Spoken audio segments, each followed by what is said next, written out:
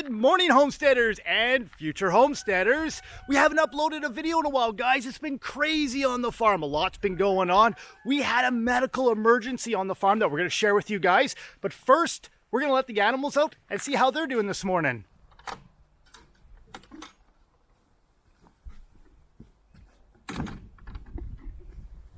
Got a little bit of leftover dinner from last night.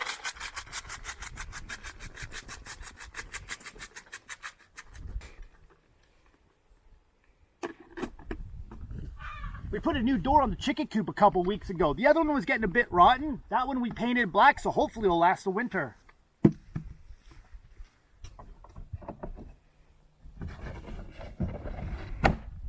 Morning, girls and boys. Come on out, everybody. Breakfast time.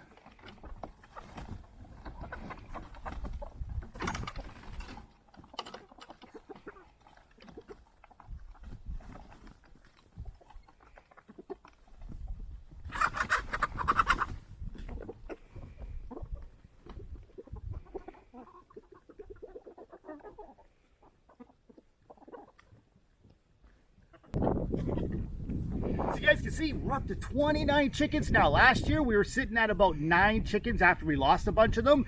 29 chickens. Our flock sure is increasing. Let's head over and let's go feed the goats this morning.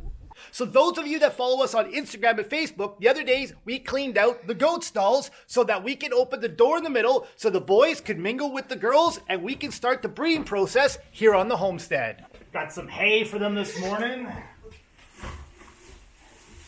Here you guys go. Oriole's always the first one to the feeder.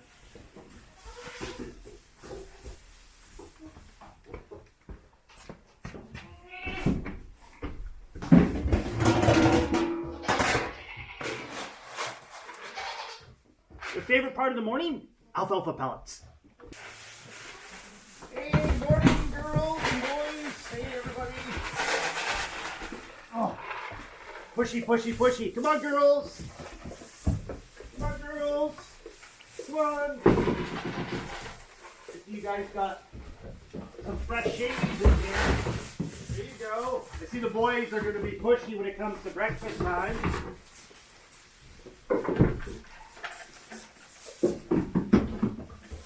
Get a little bit more for the girls because the boys are pushy. Pushy boys. I always want to duck when I walk underneath the wire. We trimmed the wire up there so we don't have to duck anymore because we opened the 2 stalls up and it's going to be open until probably around April when the babies come, and then we'll close it back up so the girls have a place to go and have the babies away from the boys. Hopefully that's not too high. We cleaned out the bedding yesterday, so the bedding yesterday was up to about here, and now it's down to here, so hopefully that's not too high. If it is, we gotta lower it. Hey, Kyle, how's it going? You guys remember how little these guys were a couple months ago? Look at his horns. Look how big this guy's horns are. They're huge. And Oreo, he was the small one, and now he's just as big as Kyle. And Lily, she's not taken to Kyle and Oreo too well right now. But it'll take some time. Right, girls? It actually doesn't look like the feeder's too high. Hey, Nova? And Panda, she says, just let me outside so I can get away from the boys.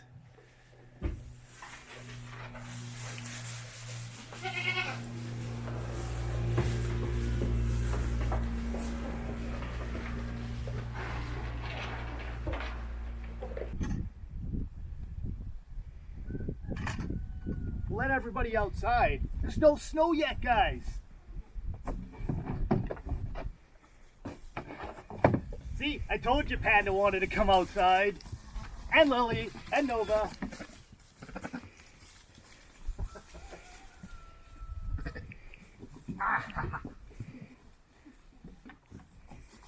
The boys don't smell yet. Pretty soon they'll be peeing on themselves. What's up, Oreo? What's up? What?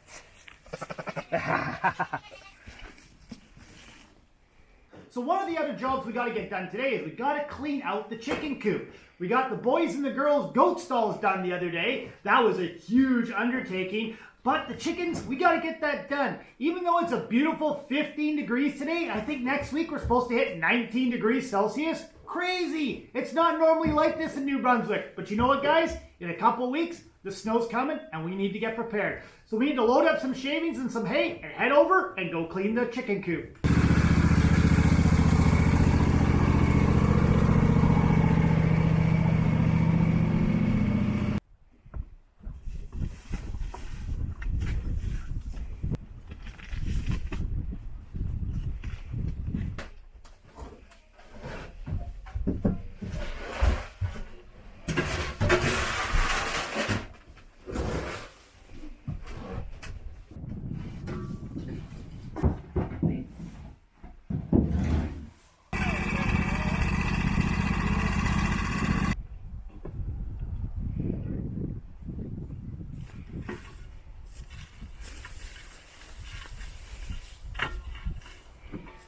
I think one of my future investments will be a dump wagon.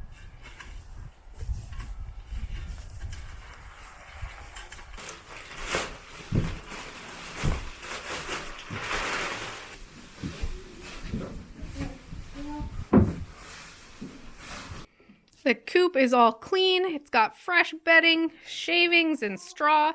The girls are just enjoying exploring the new clean area, and it smells so much better in here already. Don't forget, we have boys here on the homestead too, you know. Oh yeah, we have boys too. This area here, guys, has been a mess pretty much all summer long. I have spent 3 hours today cleaning this. When you're homesteading, you want to have a place for everything, from your brooms to your buckets to your water devices to stacking all of your shavings. You know why? Because things get broken. And how do we know? Well, somebody stepped on a broom the other day. This may only be a $9 broom on Black Friday at Canadian Tire, but this is a piece of important equipment on the farm for us, and now it's broken. So now we got to buy a new push broom. This is why you keep things organized. Very, very important. Makes your life a lot easier when finding things, and also protects your equipment. We're going to head inside now, guys. We're going to make a hot cup of coffee, and we're going to sit down, and we're going to share with you guys what's been going on here on the homestead. So we got all the work done on the farm today, guys. It has been a busy couple days for us getting the chicken coop done and the goat stall done yesterday. And now the boys are intermingling with the girls so that hopefully the girls will breed and we'll be able to have babies on the homestead next spring. That'll be super exciting for us. But we wanted to share with you guys what's been going on over the last couple months. As you guys are seeing now, this is our first video in 2 months. It's definitely been a while. There's been some crazy things going on the homestead here.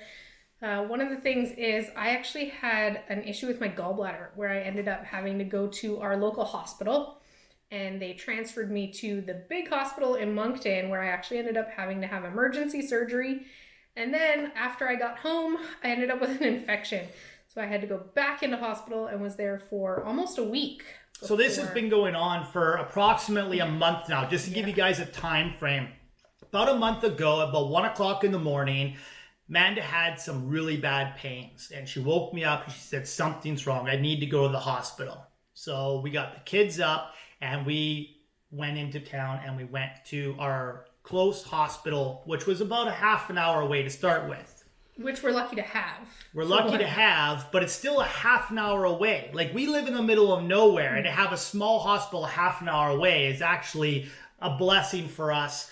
But the problem is they then informed her that, well, her problem that she had, there was nothing they could do for her. Yeah. That she now needed to go to the big hospital in Moncton, which was over an hour away for us. Yeah, it wasn't such a fun car ride. No, at 1 in the morning when you're in a lot of pain. Yeah, yes. Definitely not. But I got there, they took me in right away. The staff at the hospital was amazing. Everybody there was great. They got me in, they got tests done, they knew what they had to do right away, and I actually went into surgery early the next morning. Yeah, and what did they actually do the first time? The first time what they did is they put a stent into my bile duct to keep it open because it was blocked by some gallstones. And then we thought it was all done. So they just to show you, they released her after about 3 or 4 days. Yeah. They released her, and while she was in the hospital, we had to come home. So I was taking on the whole farm by myself with the kids, feeding, making dinner, taking care of the animals.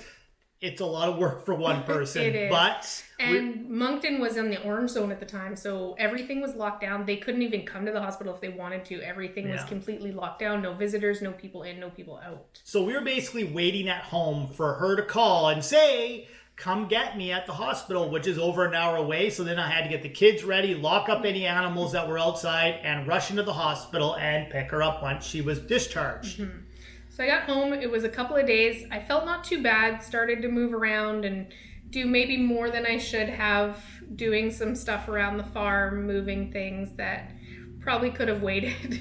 So about 3 days, almost 4 days later, again, 2 o'clock in the morning, she experienced some really bad pain. Even worse than the first time. Like, Amanda said, there's something seriously wrong. Yeah. So again, it was like a fireman waiting for a call. We leap out of bed, grab the boots, grab jackets, wake all the children up, load everybody into the vehicle, and an hour and a bit into town, drop her off. Again, there's nothing that we can physically do. So all I can do is drop her off and then drive over an hour back home. Yeah. Second time was, again, really great. Staff at that Moncton hospital is amazing. They got me in within less than 3 minutes of walking through the ER doors.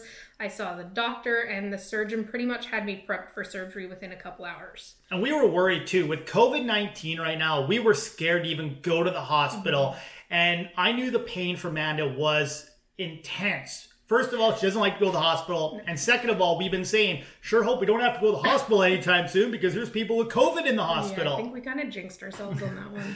But of course, the hospital keeps the COVID patients far away from the general public that comes in. And we actually found the hospital was super safe. Yeah. Everybody is really good. Everybody's safe. Everybody's got their masks. They got face shields, gloves, a whole 9 yards. And she actually felt quite comfortable while she was there. Yeah. So out comes the gallbladder. Yep, they took that out. And I was in just over 24 hours, basically, just to give me some antibiotics in my system. Sent me home, said, hey, take it easy for a few weeks. You should be good to go. So we're now on to week 2 of dealing with this. We're on week 2 now, and I'm thinking, all right, well, the gallbladder's gone now. I shouldn't have any problems, right? I shouldn't have any more problems. That wasn't the case. That wasn't the case. 2 days go by, and I felt pretty good on the second day. And then the next day, I got a cramp right in the same spot where my gallbladder was. And I was like, well, that's not right, because there's no gallbladder there, so it shouldn't hurt. And it got worse and worse and worse. And I was like, no, he said to come in if there's pain. So. And this time we were lucky. It was the middle of the afternoon. It was 2 o'clock in the afternoon. Yeah.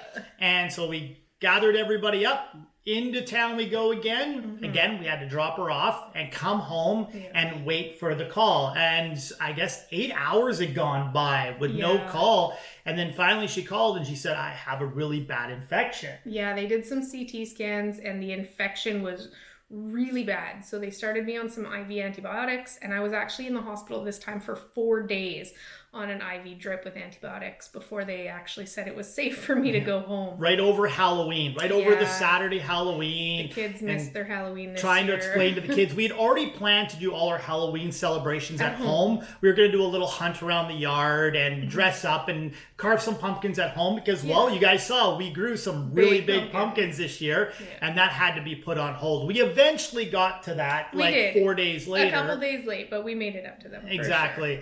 So you spent that 4 days in the hospital, and then we went and picked her up. We came home. Yeah, and I've been on antibiotics ever since. I have to take them twice a day, 3 different kinds. And so far, no pain, which is great. But something we didn't realize that they left inside you. Oh, yeah. They left the stent inside of the bile duct. Yeah. And apparently that stays there for a few months before they decide to go back in and take it out. So I still have to have that taken out at some point. At some point, which we're figuring probably around spring sometime. Yeah. And then you go in for a consultation in around December. And then they'll let you know when you'll be coming back in for that. But that's super quick. That's just like a day surgery. They just go in your throat, out, pull it out, and you're awake in about 10 minutes. They still have to put you under. They do, yeah, which I'm glad for. I don't really want to watch that. So that's what's been going on for us over the last month. This has been like a full month of dealing with this, and this is why we haven't been uploading any videos. It's been just a matter of us trying to deal with this, take care of the children, take care of the farm. And that's the other thing too, is with COVID-19 this year, we decided to also homeschool. We're not sending our kids to public school like we did last year. Our very first year in the homestead, we homeschooled. We did, yep. Then the children decided that they wanted to try regular school. So we let them go last year, and that only lasted until March when COVID hit. Exactly. They lasted till spring break, because our spring break here in New Brunswick is the end of February. So they did spring break, and that was it. They never went back again. So this year, when it came around, we thought about it. We went over all of our options. We went over the procedures and processes at the school. And we just thought it was better to keep them home this year and wait and see what happens for next year. Well, there was a lot of uncertainty with the school. Schools, they thought they had a good plan in place. And for us here where we are, because we're in a remote area, we have an independent shuttle service that comes in their personal vehicle. They pick up our children. They then have to drive them to a bus, load them on a bus, and then drive them to the school because we're so remote. And I felt with COVID-19 and a personal vehicle that other people could get into, that it may or may not be sanitized properly.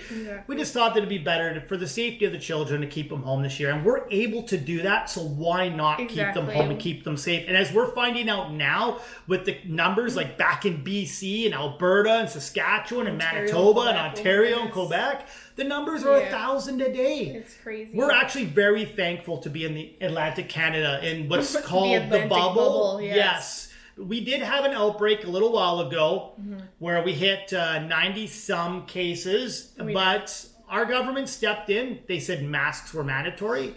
You had to, They basically locked everything down again for a second round until they got the outbreak under control. And now we're down to 21 cases, and it's dropping every day. And we haven't had a case in like 4 days. So we're actually very thankful to be in New Brunswick. Not only is it a beautiful province, but they are taking COVID seriously. Yeah, and we're super lucky to have the flexibility to keep the kids home and not have to worry about, well, did they take their mask today? Did they trade masks with somebody today? Well, now our government's telling us that we need to wear a 3-layer mask. Yeah, a different mask than they originally said. And it's easier for us to have them home where they're safe and we don't have to worry about it. We go to town as little as possible.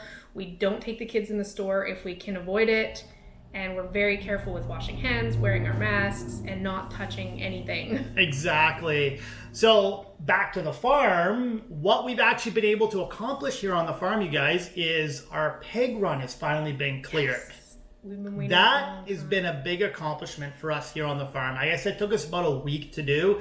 Get in there, load up all the brush that we had cut down from 2 years ago, cut down more trees. We have completely, if you guys can see here, we've completely cleared the area and it's ready for fencing and an outbuilding, which that is one of our projects that's going to be coming up. Depending on the weather this winter, I'd like to be able to start on it, but if we have heavy snow this year, we'll be starting the outbuilding in spring and the fencing and then everything else that goes with it. We're hoping in spring we might be able to get back down to the US to go to Tractor Supply. Fingers because crossed. That's where our fencing is the cheapest. Yeah, and I know a lot of people have made comments, support the Canadian economy, and we'd love to be able to support it.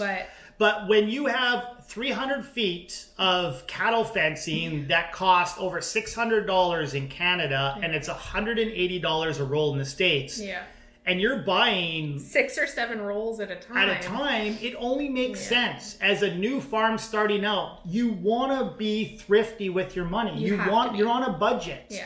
And I'd love to have endless amounts of money so that I could just support the Canadian economy.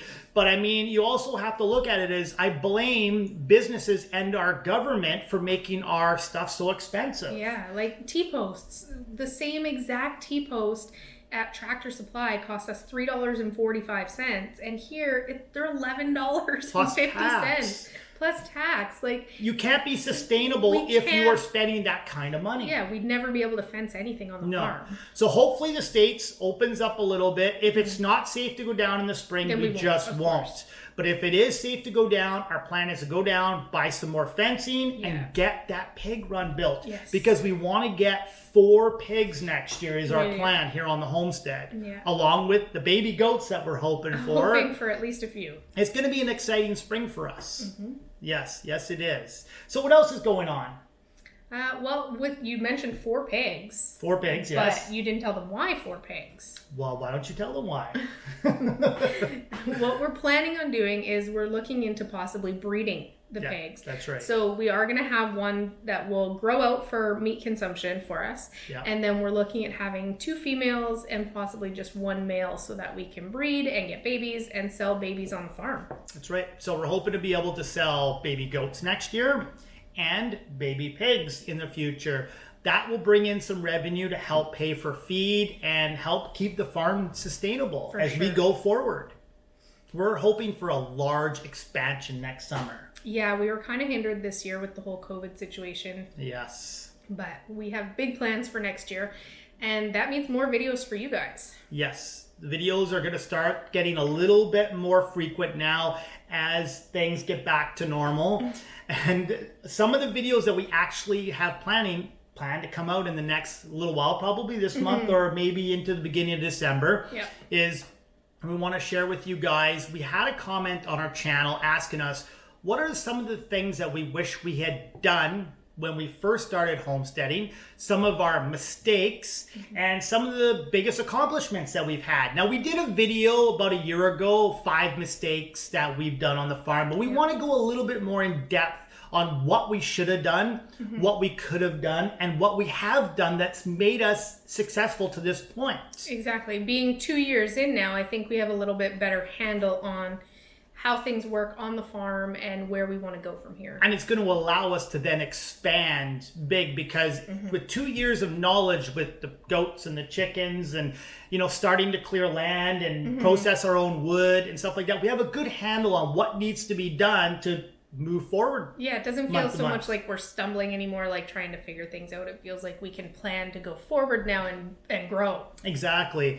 And we always get comments, how do you guys pull this off? How do you financially do this? How can you guys work the farm full time and still make money? Well, we're going to be sharing that with you guys too. We're not going to go into great detail because it's kind of personal for a lot of people, how much money they have and where all their money comes from. I know everybody wants to know the ins and outs of your life, but some things are personal that we won't share. Some things we will share with you guys, like YouTube. Now that we're monetized, how much money we're making on YouTube. We have just over 1,100 subscribers, and we want to share what the revenue monthly is coming in for us so that somebody else that's thinking about starting a YouTube channel has an idea, a good grasp on what they're going to make with their YouTube channel with 1,000 subscribers.